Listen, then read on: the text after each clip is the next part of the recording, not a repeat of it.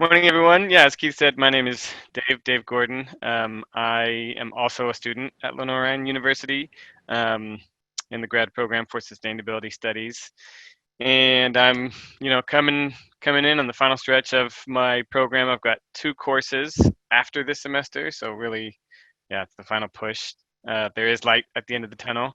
Um, I've been lucky enough to be in this great program mostly because I have been awarded the Bracewell Trout Unlimited Scholarship, which has been great. It's really allowed me to pursue my passion by, you know, being part of this great program that Lenore Ryan offers.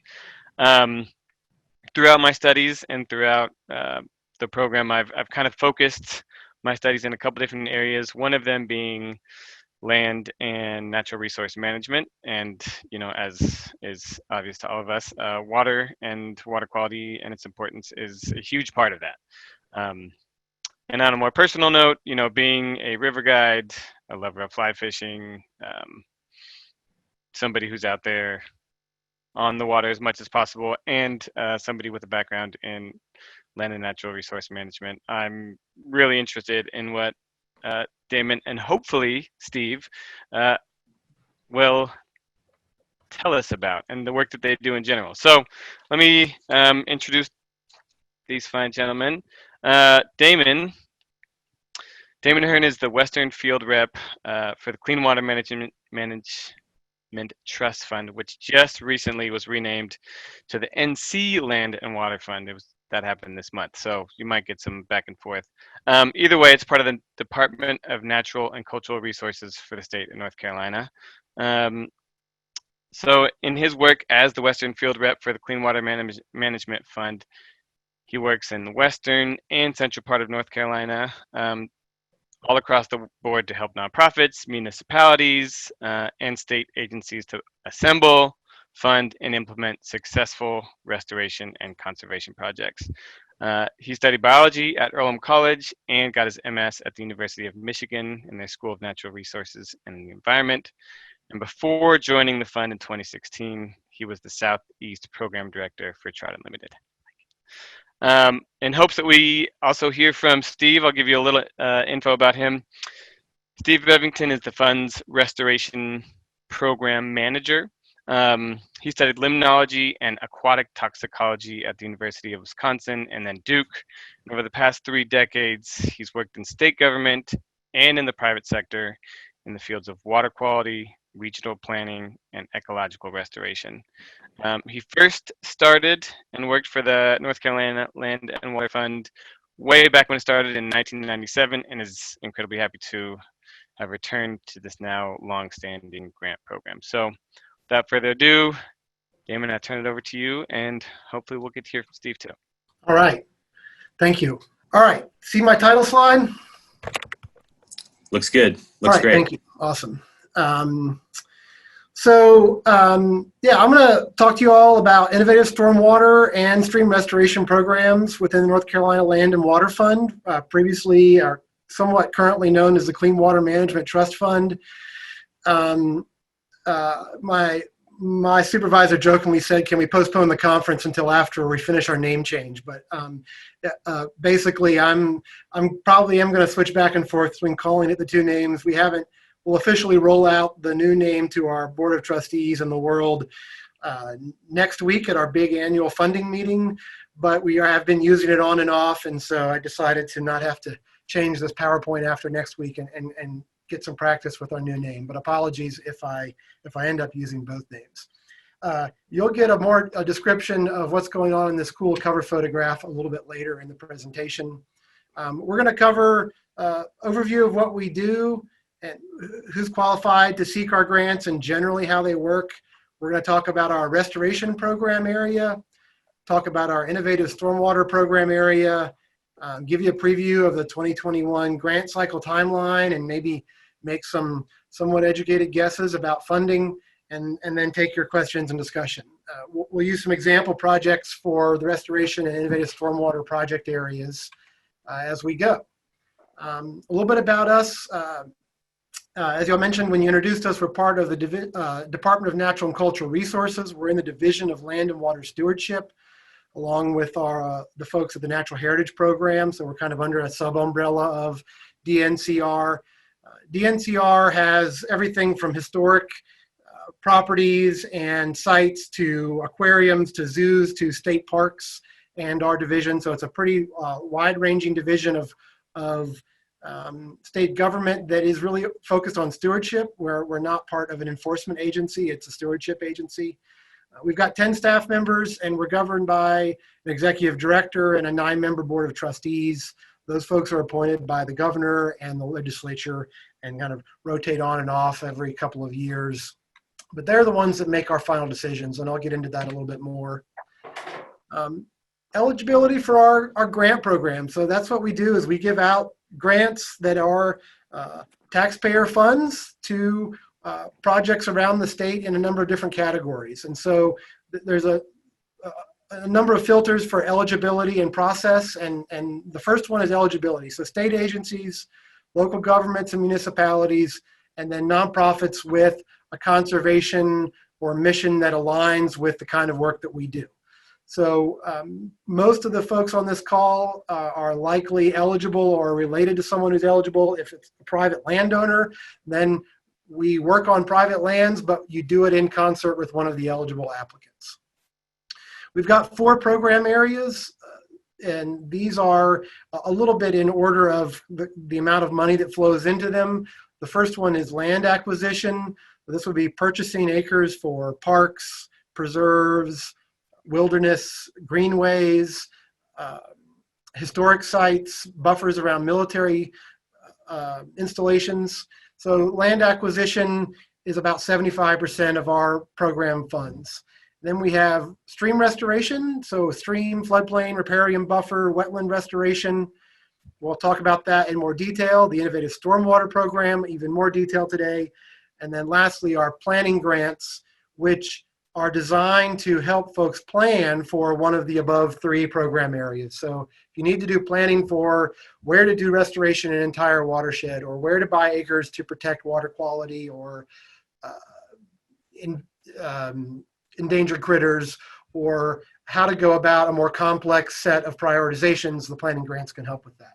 We won't get into planning or land acquisition today, but I'm always happy to answer questions on those later. Annual funding in a normal year, and it's been a couple of years since we've had a normal year, we may have upwards of $20, $25, $27 million, depending on our recurring funding, our annual funding from the legislature, and license plate revenue.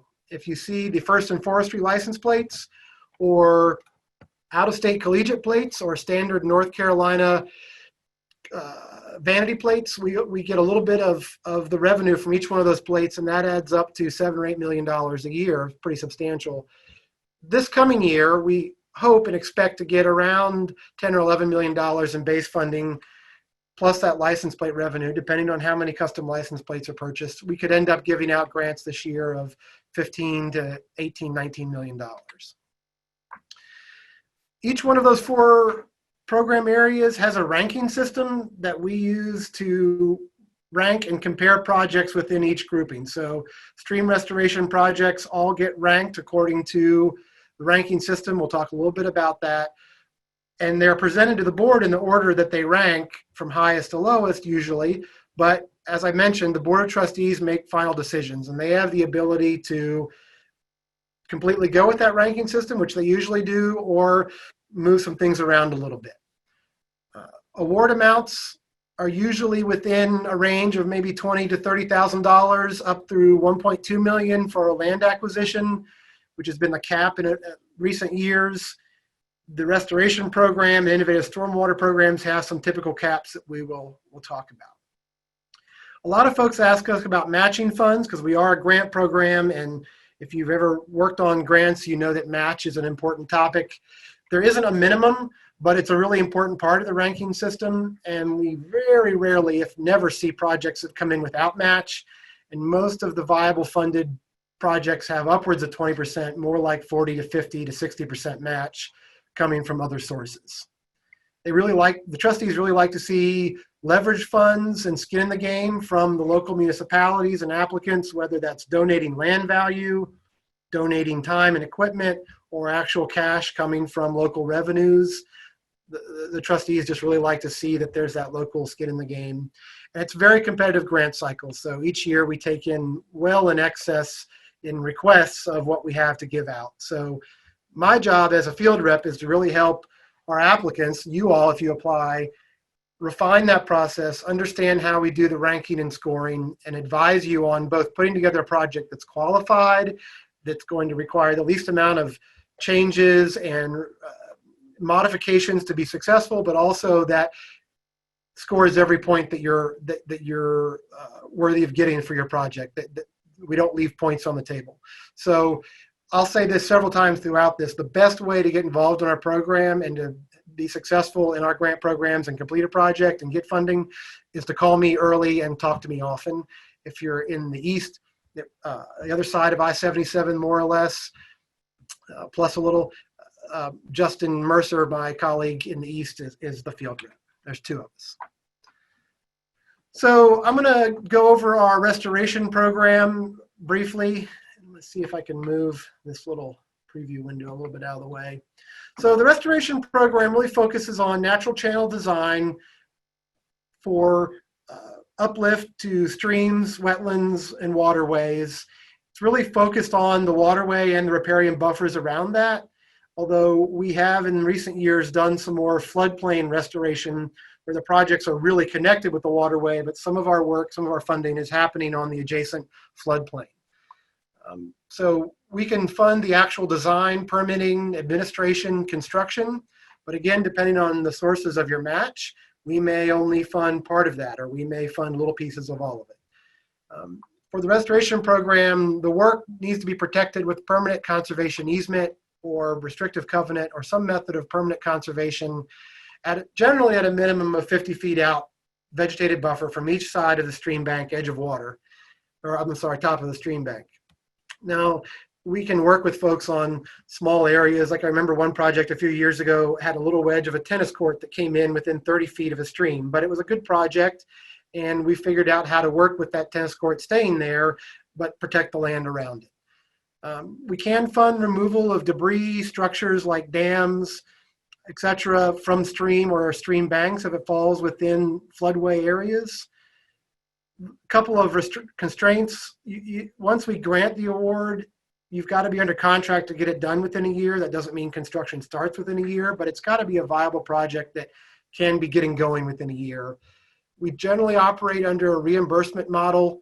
So you incur the expense and then turn around and invoice. And generally that can happen if everyone's on the ball and knows what's happening and all the ducks are in a row. Pretty quickly we can turn around reimbursements. Match has to happen in parallel or in advance. In other words, if you have a $100,000 grant and you're matching $100,000, you've got to prove out your $50,000 worth of match to get your first $50,000 of payment, and so on. It's prorated. For the restoration program, the last few years, it's been capped around $450,000 award per project. It doesn't mean the budget's only $450,000. If it's a 50-50 match, that's almost $1 million restoration project if you're getting a $450,000 grant. All right, enough bullet points. I'm going to just go with some pretty pictures on the rest of this demonstration. This is a project that has just been completed at North Cove Elementary School outside of Marion, just north of Marion. You can see the mountains in the background there and this fairly recently built elementary school grounds. And I don't know, I'm going to try and do something fancy here if you'll allow me. The stream runs along the front side of this campus between the school and the road. And as you'll see here in a minute, it was in pretty rough shape. And now I don't know how to advance. Oh, there we go. Sorry, I've gotten fancy and now I'm going to have a red line in all my slides. Keith, tell me about. I'll see what I can do, but I think it's I think what you do, let me see. Oh, here it is. It's the pop-up. I'm sorry. I just couldn't find it. eraser. So, all right. So you can see here pre-construction conditions. We've got a stream that was badly eroding, threatening a playground. How much more can you jerk at our heartstrings with that? But really severe erosion. I visited the site several years in a row, and I'll talk about why it took a few years to get it funded. But we could see this stream moving toward the playground in significant ways. You can see that they had some erosion fabric barrier set up that had actually fallen in the stream after eroding underneath of it. Another little perspective there. If you look at this tree up on the right side that's leaning over with this branch kind of curling over this way, you'll get a perspective. I'm going to show you how it looked after they worked on the construction. There's that same tree. The picture is a slightly different angle, but the original thalwag of that stream was way over here where the fence is coming around this direction. They moved the stream over, realigned it, did a natural channel design, and did some really great work out there.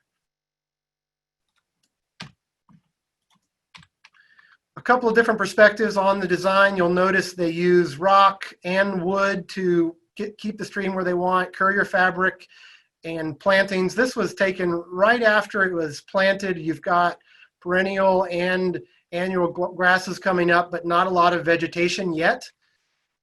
You can see here some toewood in a corner and some wetland plantings behind that toewood, and you'll see some little live stakes starting to sprout there at the bottom. A couple of other stream structures, and you can see now we're a little bit more advanced in the growth. You can see all these live stakes that they've put in starting to come up. And what they're going to do out here is spend a little bit of money that they were able to conserve during the grant to plant some pretty significant root ball trees, which not every project is able to do. And their hope is that they can get these root ball trees to come up and help it speed past that brushy, as Mitch was saying, snaky phase, in order to get a little more park-like going on, but without having to mow and weed eat down into the stream to have a pleasing aesthetic next to the school. They are going to have a greenway, gravelway that goes along the stream and up to an outdoor classroom. They'll have access down to the stream for the students on top of some of those rock structures so the kids can get in the water. And I just kind of put together some keys to success to this project. One was persistence. McDowell Soil and Water did 3 applications, I believe. It may have been more, but I believe it was 3 total. And every time they worked on an application, they added match, they consulted with me, figured out how to get more competitive. And finally, they got to that magic place where the score and the competition that year and the amount of local skin in the game was significant enough that they were able to get this award. And one of the biggest successes here was getting the local Board of Education to put in $75,000 in match right into the construction to make this happen. And that helped them turn the corner. So I talked about that local match. So the other key to success is an experienced grant manager, someone who has experience both with grants and contractor or contract management. And this was supported by Mountain Valley's RC&D. They did a great job of coming in and helping get this project across the finish line and lending their expertise. They've got an educational water access component that's part of our scoring system, as I mentioned. And I kind of zoomed by the scoring system. I'll talk about that in a moment. They had a high value for effectiveness. In other words, the uplift that they were calculating based on a couple of different ways you can calculate effectiveness for us was very high here. And they also did a natural channel design, which lended to that effectiveness. I talk about education and water access being a good score. I talk about match coming up, high value for effectiveness. These are all sections of our scoring system, and there's a grid earlier, and we'll see a different version of that for innovative stormwater, where we score each grant based on these categories. And in the restoration program, you can demonstrate effectiveness based on how much you're going to reduce erosion, the biggest pollutant in North Carolina. You can just do stream bank calculations on how much erosion is going into the stream every year before the project and estimate what it will be after. And the delta on those 2 values can arrive at some score for us. Or we've recently adopted 2 ways or 2 or 3 ways to score effectiveness more holistically.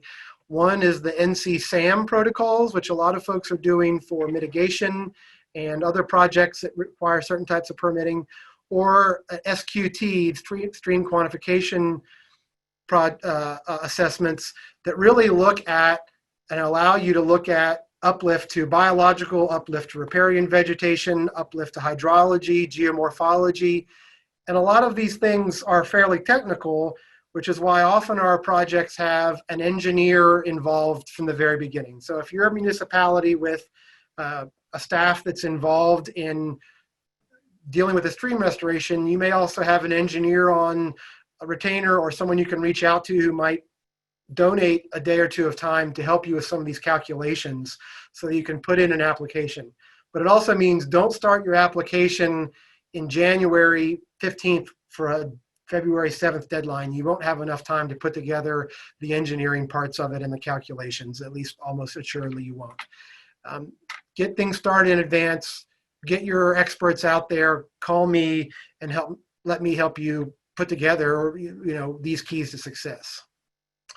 I'm going to check in and see if Steve is on. I don't see him across the bottom here.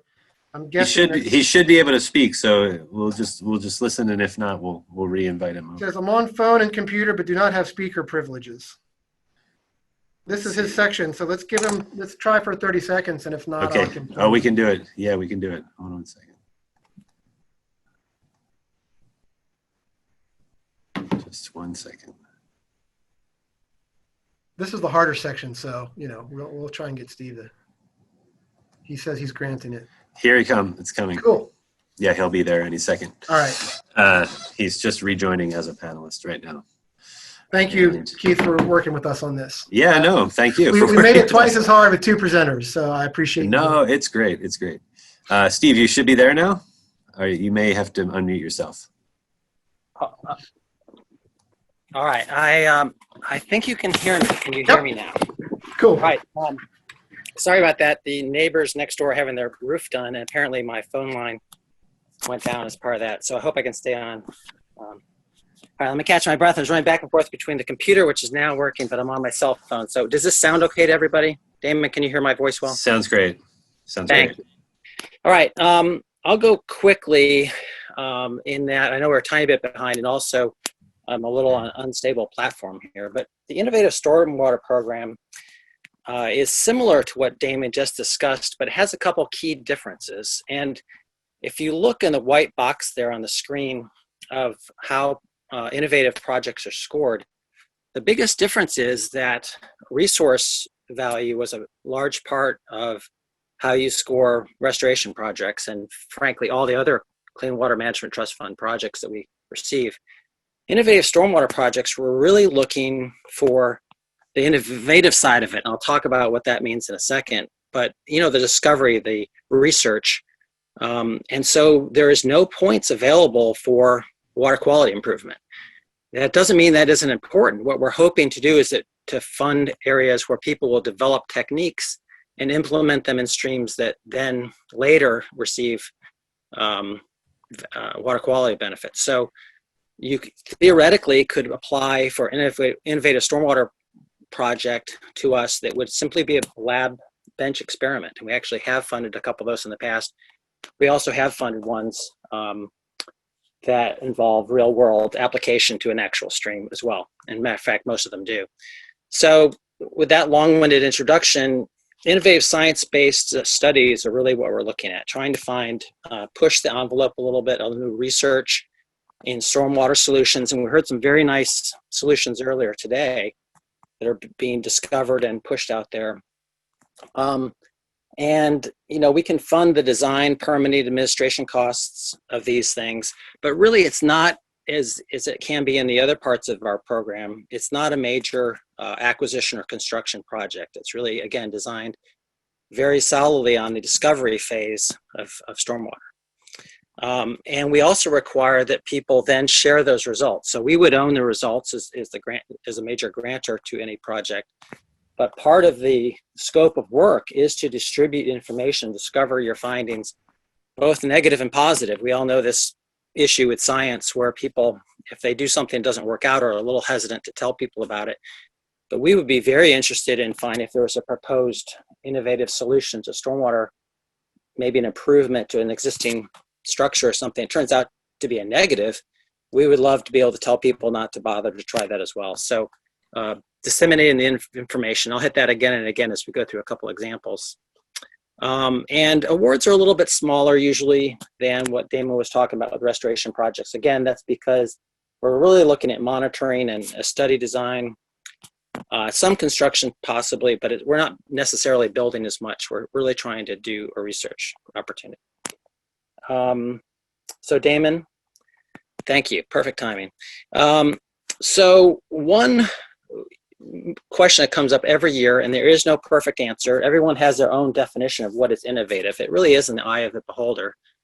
But there are a couple of key things. We really want to bring something new to the table.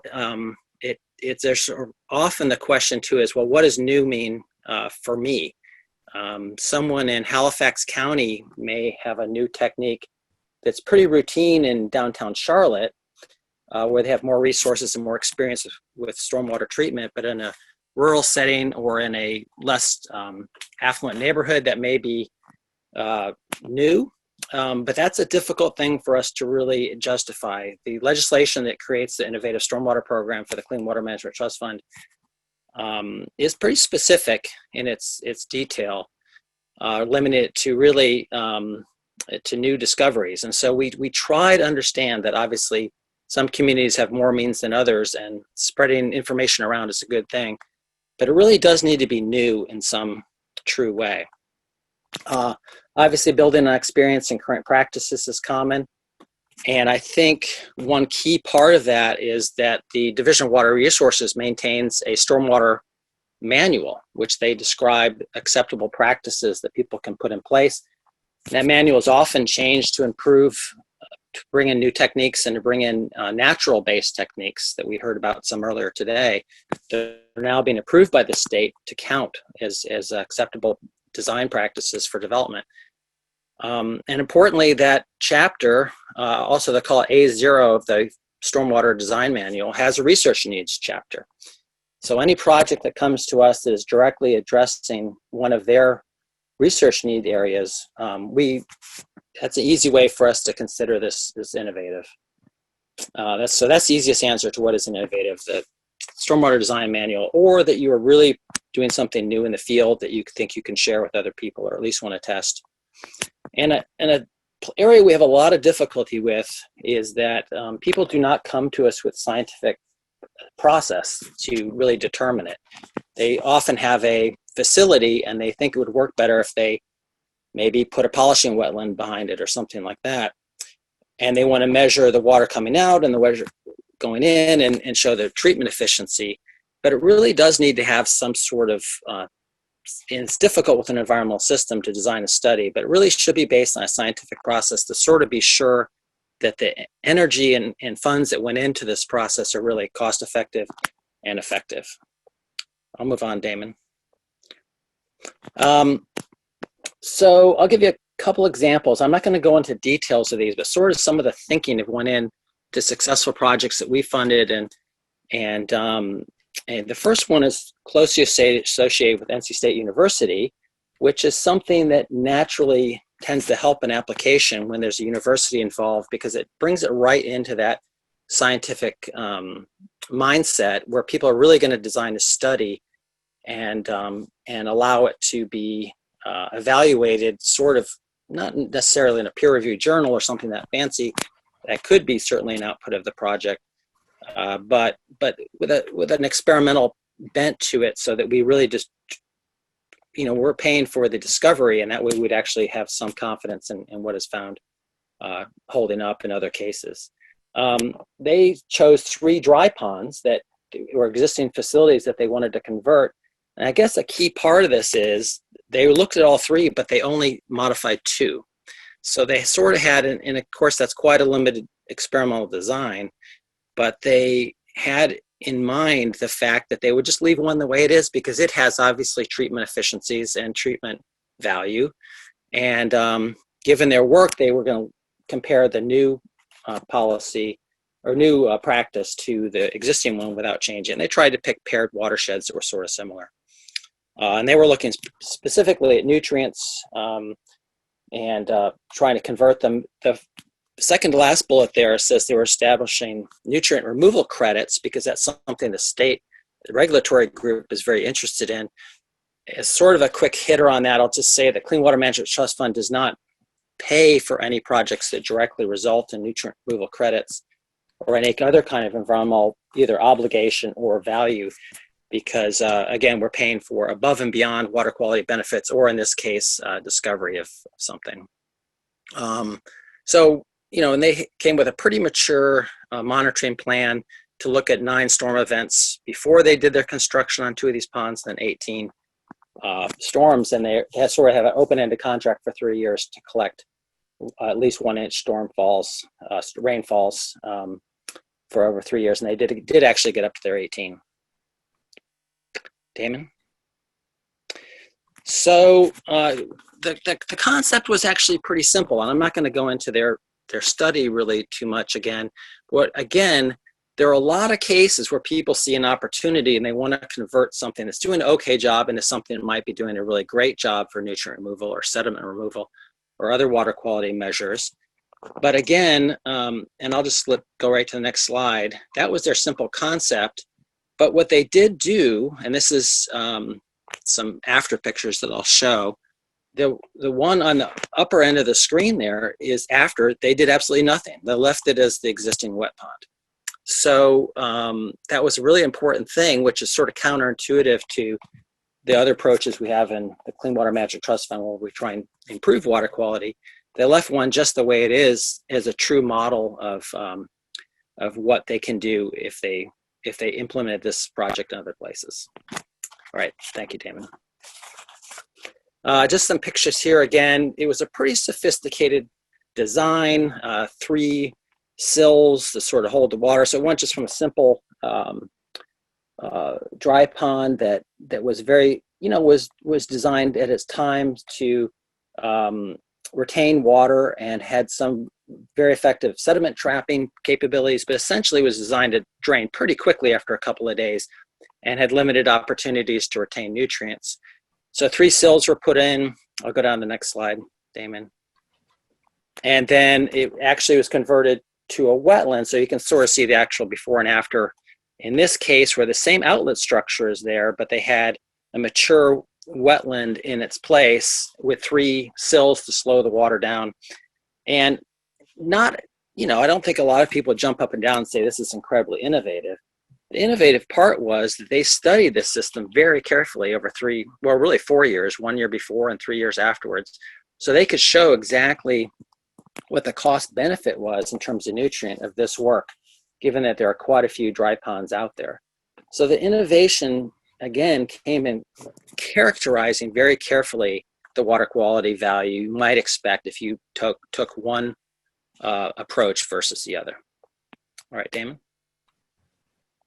So just this slide just sort of sums up the basics for our innovative stormwater project, that you really have to have 4 outcomes. So in this study, they came up with a paper that very carefully described their methods. Again, you can see the sills there. Nothing earth-shattering, but their scientific design allowed them very accurately characterize the water quality benefits of this. Importantly, they had a strong discussion section, and this doesn't have to be in a scientific paper. It could be a website. It could be, through a series of conferences like this, but presentations to other people who might use it about how it can be applied, and more broadly applied, the better as far as we're considered. Or if it's not applicable at all, just be honest and say that, we tried something and it sounded great, did not work. And that's all really wrapped up in the bottom line there, is that this whole program is designed to disseminate this information and allow practitioners across the state to have a wider paintbrush to sort of pick opportunities for both economic reasons and water quality reasons and aesthetic reasons as well. Next slide. So I want to give one other quick example, because the last one really came out of the NC State science-based approach. It was a sort of a natural fit for us. We also have one of the little more homegrown. So this was a project in Pine Bridge, on the Pine Bridge campus of a community college. And it really, I think, Damon might correct me if I'm wrong, I think this was an old skating rink. Yeah, it was actually the old indoor hockey rink in Spruce Pine. Right. And this is one where the innovation, they pushed it pretty hard to the limits of what we would consider innovation. And it actually flip-flopped around, and they received a little less money than they'd wished because some of these difficulties, because their first instinct was, hey, we've got a stormwater problem. Maybe clean water can help us. And Clean Water did about 10 years ago, the first 10 years of the Clean Water Management Trust Fund, they did fund out and out stormwater projects, but we've specifically been taken off of that funding area unless it's quote unquote innovative. So they came to us, I think twice, and they came to us and Damon helped them further develop it and refine this project. But they really wanted to explore the values of this development that's going on, turning this very extensive parking lot and huge roof system into something that would be valuable as a educational opportunity, but also really be a water quality benefit to the nearby river, but in a way that people hadn't tried before. Their first proposal to us was look at how to get permeable water through compacted soils. And just talking about it with them, we realized it seemed so impractical. They withdrew that and came up with a way to look at a regional problem where some of these stormwater problems stormwater issues had limited plant pellets that they could use in the mountains. They were getting a lot of standard advice from the state on what to use that didn't work in colder winters. So they sort of blended that in. So that was where they explored to the edges of what we would consider innovative. The fringes, just barely innovative. And they did eventually get this project funded. I think they're still working on it, but I think not only you'll see in a second some really improvements aesthetically to the campus and some huge educational values, really are going to contribute a little bit to the science of how plants in the landscape planted in artificial bioretention areas in a unique biome can really be part of the solution. If you plant the wrong plants, it's just not going to work. Not a big surprise again, but they had to demonstrate that. So Damon, maybe flip through a couple of these slides, go on to the next one. Sure, one other existing facility, just some nice construction. It was a pretty major construction project involving some standard but quite architecturally improved stormwater conveyances that allowed for infiltration and things. But the key was that they are studying for us as carefully as they can. They're planting standard pallets, and they're also planting ones that they are trying to blend new plants in. And they'll hope to develop a new plant list that would be effective in that area for similar projects. Let's go ahead, Damon. So again, their concept is really a fantastic before and after picture. And I try and tell folks who get into construction, it's sort of like lightning. Once you really start a big restoration project or a stormwater project, it's not the same place, after you've worked on it. But if you actually mark with a GPS, or better yet, a stake that won't get run over, a place to stand and take a picture, and this is not exactly the same spot, but I love how some construction projects, they actually photograph either time-lapse pictures or just go to the same exact spot and film a couple pictures of your project. It never makes a better slideshow when you can flick between scenes and have the buildings and mountains not move. This is not a perfect example of that, but it's close, and have your improvements show up. It's a great way to demonstrate your value. That's kind of I harp on that a lot. And a great comment there about hunting cameras are very useful for that. City of Charlotte sets up time-lapse photography to show storms come through their projects. Anyway, I love mark where you stand when you take a good picture, and Damon's got some sets of those, and some of our contractors who we work with regularly do that, and it pays huge dividends. So anyway, what they really are blending here is bringing in some education. Let's move on to the next slide if there is one more, Damon. That's it for this project. Yeah. Is it? So I'm going to send it back to Damon here. Again, innovative stormwater projects don't have to be earth-shattering, but they have to bring something new. And most importantly, you got to take your concept, but show us how you can document how your extra effort spent really made a difference, either in a scientific way, the chemical changes and samples you're taking, or to the actual stream that is downstream where you're going. With that, I'll turn it back to Damon, and I'll be around at the end, hopefully, if my internet holds out, for questions. Thank you. Cool. Well, we're almost there. We won't get you too far behind here at all, Keith. I just want to reinforce two things on the Innovative Stormwater Program. As a field representative, I hate saying no to any kind of project because every project on the ground out there is great, but I just want to reinforce that one way people end up looking at this program sometimes is they've got a really big failing stormwater issue and they want to fix it, but they don't have the money. And they look around at grants and they say, okay, we've got this grant and this grant and this grant, and clean water needs it to be innovative. So how can we fix this problem that we have to fix in the next 2 years, but make it innovative enough that we can get money from clean water? And that's rarely the best way into this program. If you really have this great idea, or a consultant that's just dying to do something innovative, or an opportunity where a failing infrastructure can meet up with innovation, great. But it's usually not the right place to use the Innovative Stormwater Program to fix a big issue, to plug a hole in a repair budget or a restoration budget for something that has to be done anyway.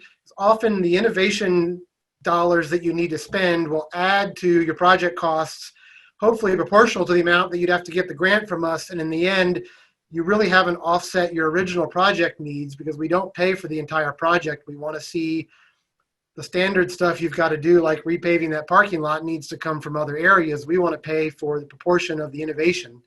And so just be a little wary of trying to solve really big failing stormwater issues with our program. You can use it to leverage stuff and to do bonus innovation, but it's not usually the right program to fix a big problem.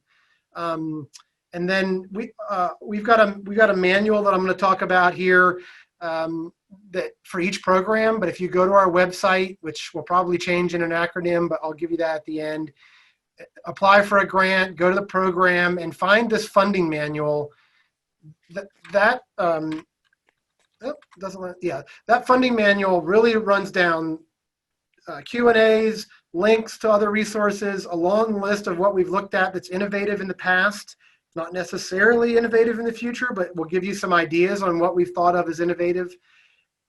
Lays out the scoring system, lays out the entire application process, and those will be available in early December for the 2021 grant cycle. So when we work through each year's cycle, and that's what the graphic on the left is, 2021 materials, so you can understand exactly what the program will look like, will be available in early December.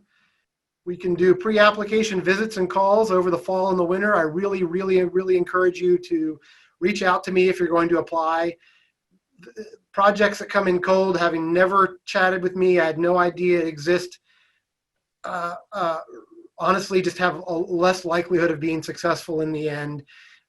We do a visit after the application comes in the spring up into early summer, where I visit the site, we do interview, I take pictures, collect information. We do updates to our program in mid-June. So if you've got match that's not secure in February, but is, let's just say you get a grant from a regional foundation in early May, you can secure the points in our system for that grant by submitting an update that you secured the match, or you secured the landowner's donation of some land in June. And then we process those applications over the summer and early fall and present them to our Board of Trustees in a normal budget year, if we have a budget from the legislature, in early September. It seems like a pretty long cycle between an application early February to an award in early September, but the staff review team, which is 5 or 6 people on staff, reviewing their programs applications this year, I think it was about 145 applications total. It's a solid set of work from February all the way through to get everything done that we need to get done to make funding awards, to let our trustees make funding awards and have confidence in the projects. Here's the map, more or less, of our program areas for the field reps. Again, I'm the Western field rep. Justin Mercer's in the East. Sometimes I'll cover a little bit of his counties, or he'll cover a little bit of mine, depending on the year and how we try to divide up the work fairly evenly. But we've got pretty big regions there. And here's our contact information. And again, don't wait to contact me until middle of January if you're really working on something. Reach out multiple times and let me help you put together an application, help you think about where to find other sources of funding, help you think about red flags and issues that you can refine before the application comes in. It makes for a much smoother process. I'm always happy to sit down on a Zoom meeting or pull up my GIS and look at the values that your project may have and give you my best guess at how it may rank and how it may be competitive with other projects. Obviously, with COVID issues and state budgets, we don't know exactly how much money we're going to have in an out year, but I'm pretty pleased that it looks like we're going to have a somewhat solid budget this year, same as last year, for our awards that are coming up here just next week in September. 15th and 16th, our trustees are meeting. So, like I said, there's never a bad project, but it's competitive. So let me help you all figure out if you've got something and get some work done on the ground. And that's it for us. Well, thank you very much, Damon. That was fantastic. And Steve as well overcame the technical difficulties and challenges. And thank you also for all the transparency about the program. And it's such an important program, and having some insights into the process can be really helpful for those who are aspiring to get these grants. And we do have one question or a couple questions. You started to answer this because you had some great examples, but the question from Michael Malloy is, what are some of the most unique or innovative practices that have emerged from this program, and have any become widespread? Sure. Steve may be able to chime in. He looks muted at the moment, but over the years, we've done a ton of research, both through NC State and municipalities and consultants around the state, stuff on permeable pavers, on floating wetlands, on flow-through wetlands, a lot of work that we've done on retention time and retention treatment on various ponds and wetland scenarios for stormwater. We've had applications for, and I think funded grants on the ability for mushrooms to uptake nutrients and metals in stormwater retention areas that have yet to become adopted, but are kind of a combination of a bench experiment and in the field experiments. But a lot of that stormwater BMP manual, and this is not as specific as I'm sure Michael would like, and Steve may have an answer. A lot of the current practices in there that, if you look back at 10, 15 years ago, were really innovative and are now standard, were helped to be adopted and proven out in North Carolina through our program. Steve, do you have any other specific examples? Yeah, I'll just put two out there that I think are starting to catch on. One is just what's called a blue roof.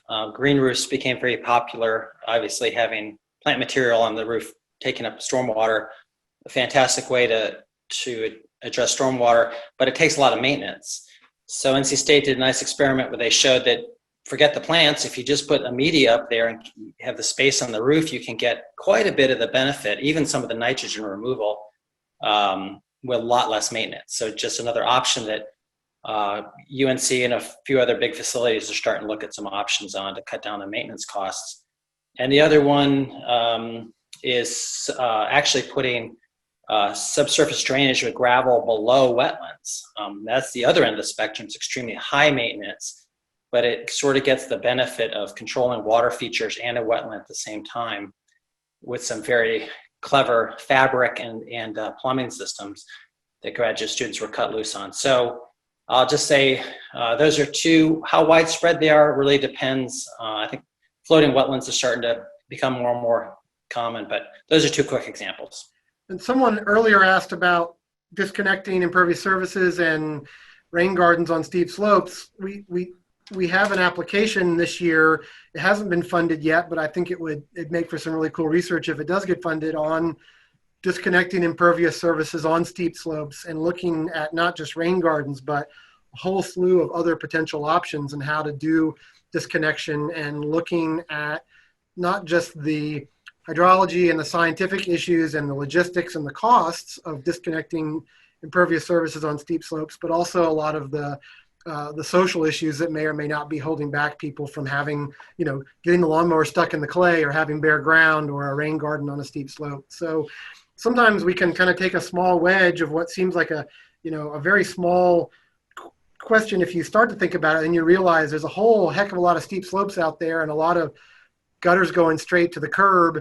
And if we can help push in on a question like that and really expand it into some practices that right now that BMP manual says don't do this if it's over 8% slope, if those folks can get an award from us and prove that a lot of these practices or new practices can work on slopes over 8%, we'll have a whole additional number of BMPs that can be added to that manual. So that would be cool. Projects like that, I think have a lot of good potential. Thank you. That's great to hear, and we will commit to having one of the recipients from the awards at next year's water quality conference, whoever that might be. So I think that seems like an obvious choice because there's so many interesting projects going on.